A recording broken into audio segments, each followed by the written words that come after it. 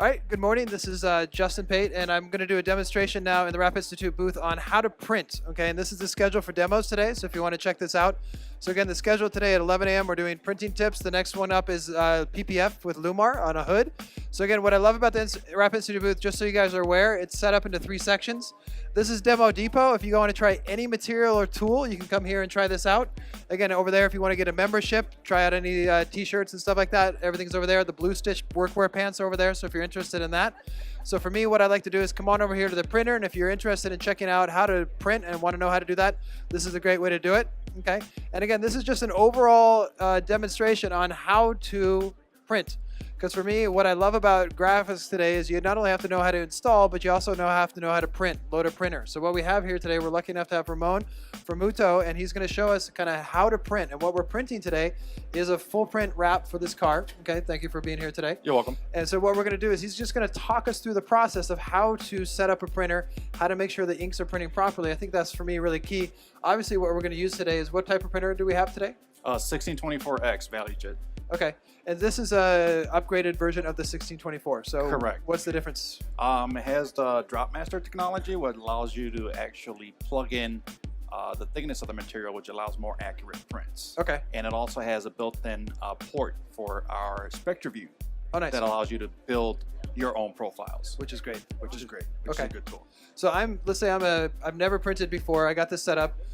Just made the file with Austin. That's what we just did the previous demonstration on. Now we have the file for print. Talk us through what you do to set up, make sure you get a good print. Once you actually have the file fully set up, obviously you got to load your material. Okay. Your resolution has to be set. Obviously, if you're doing vehicle graphics, you want to have a good resolution on there. Make sure that detail comes through on the wrap. Okay. Okay. So that once that's set, basically just load your media, hit send, starts printing, just wait.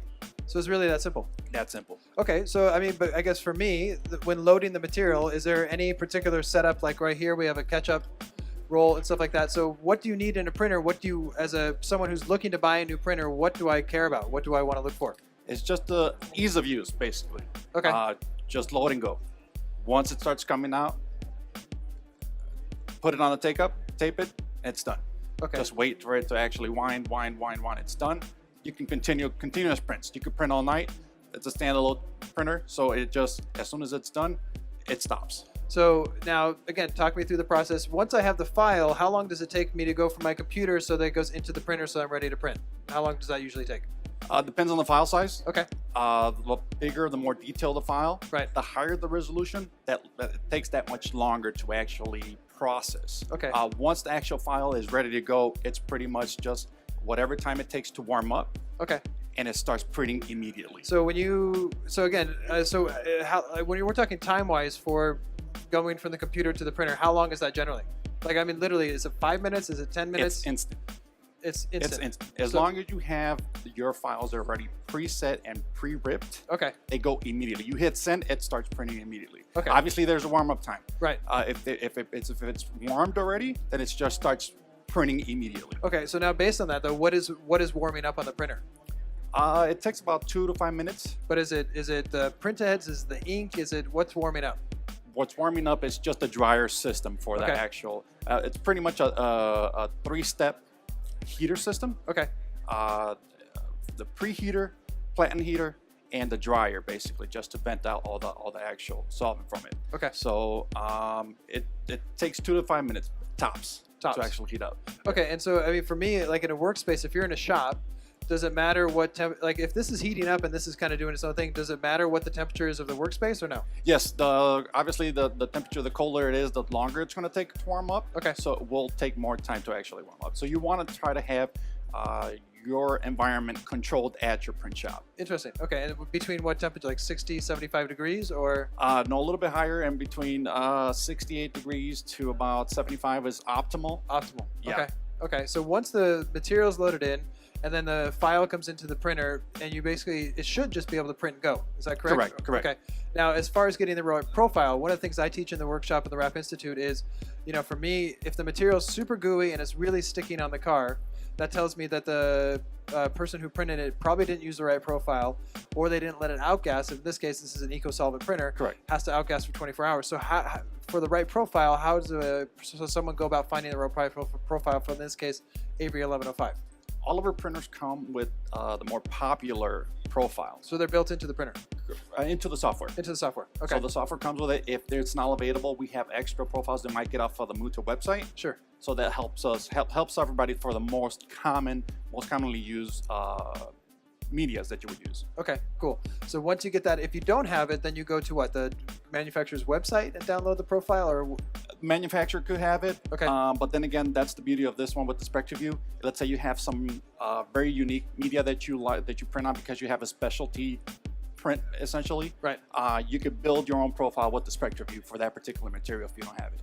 And so once the profile is checked, you got the file in, then it's just, as far as inks go and stuff like that, I know a lot of guys try to have backup ink. Is that something that you should always have on your printer, or where do you store your ink? The ink actually is just what's available. It's 220, 440, and liter bags that you can actually use. Okay.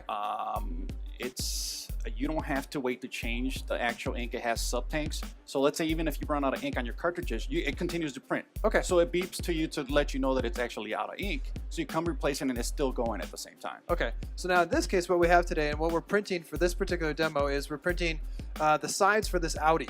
Okay, we're just doing full sides that are actually going to wrap around the bumper. So I think they're around 6 yards a piece. Right. 54-inch wide material and Correct. stuff like that. So for me, if I was the designer, stuff like that, for me as a business owner, time and money are always precious. How much do I gauge? How can I gauge how long it's going to take to print? The software is pretty good about telling you what the actual time is. Okay. It's based on the data stream that goes to the printer. Right. But still, it's a good kind of average of what it's actually going to take to print. So if you have a very long, like something like this, probably takes anywhere from an hour and a half or so, that big of a print. Right. Because it still has to scan the whole 54-inch by the length of the actual print. Okay. Obviously, something smaller is going to take a lot less, but the longer it is, definitely the longer it's going to take. Okay, so basically for, like, let's say, for every yard of print on a 54-inch panel, can you estimate how many minutes for that?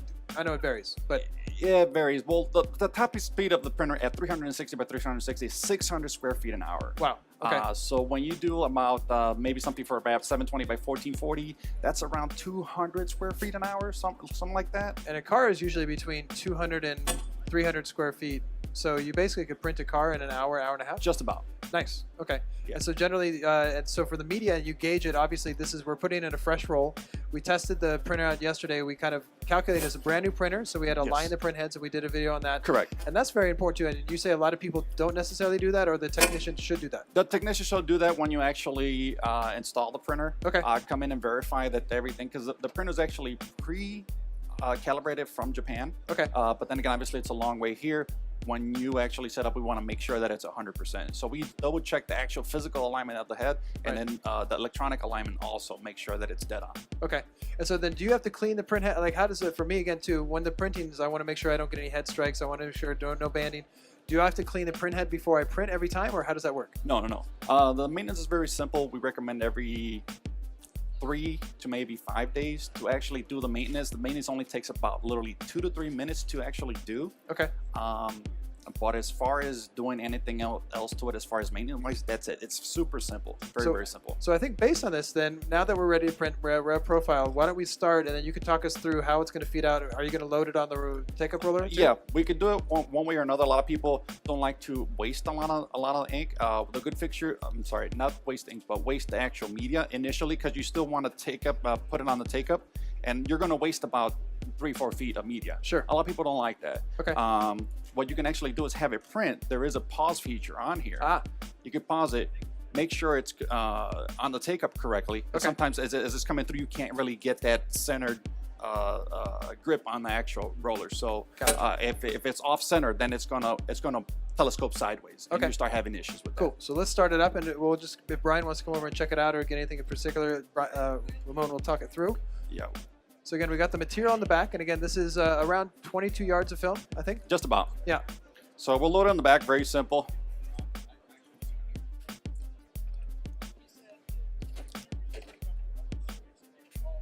Tightens up just to make sure it doesn't slide over. I'll lift. There's I'll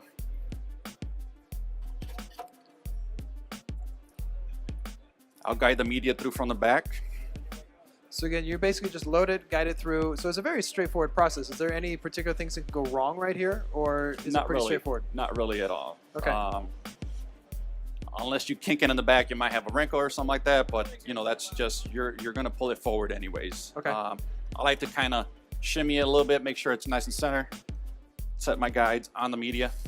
So you're setting the guides just to line it up so it fits on the Correct. sides. And this is more to protect the print head, just to make sure that if the edges have any issues where they're puckered up on the side, maybe you drop the roll on the side, that helps from the actual, the print head not coming in contact with the media. Okay, cool. So once that's it, I just bring down the lock, bring down my cover. Okay. Select the profile for the printer for the actual media, type 1. It'll read the actual width of the media. Okay. And we're pretty much ready to go. So it just makes one kind of swipe back and forth. Correct. Reads the width of the material, then it just locks it in and then goes. Correct. So it's ready to print at this particular point. So I know, there's different printers. There's Roland, there's Mamaki, there's all sorts of different printers out there. I know something that makes the Mutoh particularly unique is that it has one print head. Correct. And do you do that mainly for maintenance or? No, it's just the design of the printer. Okay. We do have a dual machine also, almost twice as fast, but it's really what your needs are at your shop. That's what you have. Cool. This is obviously the rapper's choice. A lot of people love this printer. Right. It's simple to use, economical versus other printers, and it works. Nice. Okay, so now that you set it up, is there anything else you have to do, or is it just simply just nothing else? If we choose to, I can forward the material. Then you could try to get it this way. Right. Or I could just start printing, wait for it, pause it, and then actually grip it onto the take-up. So again, basically what you do, if you put it on the take-up, at the beginning, you're gonna lose about 1.5 yards of material. Just about. So, and then can you use this for anything else or no? If you can, there's many ways to try to use that excess, but then again, no. In general, if once it's done, you're gonna cut it off. You may not have any use for it. Okay. Cool. So once this is going, how long is this going to take to process and start to print? The files are actually pre-processed. So like I said, if you're in a shop, you can have multiple files pre-processed and just let it print, and it'll just keep on printing one after another without stopping. Very cool. So, and does this heat up at all, or is this Yeah, right now it's actually, depending on what you select, different media use different heat settings. Okay. Whatever media you select under, it'll start as soon as you lock it in and load it, it'll start heating up to those particular specs. So this is heating to help the ink dry quicker? Correct. Okay. Correct. And so once that comes through, what happens if there's any issues where it starts to band or anything like that? Do you just obviously have to start again? Or? Yes, essentially you would have to. Obviously you have a ruined print at that particular point. Right. You would want to double check to see if you had any head strikes. That's more an indication that you start having, once you actually have a head strike, it drains the ink off of the head and you start having missing nozzles essentially. So you start having banding essentially. Okay, cool. So once this goes, it's going to print. And so for the sides, you're estimating probably an hour total Just about. to print? Mm-hmm. Okay. And then once it's done, is that 1 hour per side or 1 hour for both? Per side, basically. Per side, so 2 it hours. It is a high resolution 720 by 1440, so it's going to take a few minutes just to actually get the print out. Very cool. And so then, okay, let's say it's printed, it's done. Anything maintenance in between the next round that's very important for people to consider? No, unless you're a shop that's constantly printing every day. That particular 2 to 3 minute maintenance, it's recommended to do every day if you're constantly printing with the machine, just to make sure that you don't have any ink accumulation around the print head. And around the capping station. If that accumulates, obviously solvent. Once it's dry, it becomes really, really hard, and it becomes a problem with for the print head. And then once let's say the excess ink, you have a reservoir for that, how do you dispose of, let's say, eco-solvent ink? You gotta double check with your local to see what the actual proper way to dispose of it. Okay. There isn't a really correct, depending on where you're at, there's different laws on how to dispose of the ink actually. But thick plastic containers, there's for chemical containers that you want to dispose of that. Nice, very cool. So again, and I guess the last thing, a lot of people talk about the benefits of using, let's say, latex versus eco-solvent. What's your thoughts on that? Because I know some people like latex because it dries, but then sometimes it's too brittle. What are your, there's a lot of pros and cons on both. Right. The good thing about eco-solvent on our printers, we don't need a 220 volt output to have the dryers and to heat up the ink. It's just a regular 115 outlet. Okay. And it's enough for the heaters to work and the printer to work. Sure. Cool. Very cool. I mean, that's one of the major differences. Other than that, there's really a lot of pros and cons. You really want to have to compare both of them. A lot of people like the latex, a lot of people like the eco. So it's really a preference. First. Okay, cool. Well, thank you for your time. I appreciate you doing the demo here. And again, what you can see is throughout the show is this is going to be printing right now. Then tomorrow morning, it's going to be laminated, and then we're going to wrap this car. So again, super cool stuff. And again, I appreciate, Mutoh, your support of the Rap Institute and everything. It's been very much appreciated over time. So again, Ramon, thank you so much. You're welcome. And have a good day. And Yes, thank sir. you for We'll watching. start printing. Start printing, which is very exciting. And again, so for me, just so everyone knows, the next demo is going to be a PPF demo on the hood at, I think it's going to be at 12 o'clock. So again, if you want to see PPF installations, that's with Lumar. So again, very exciting. And if you want to try material in the demo depot, definitely feel it. Thank you. Thank you for watching. Justin Pate.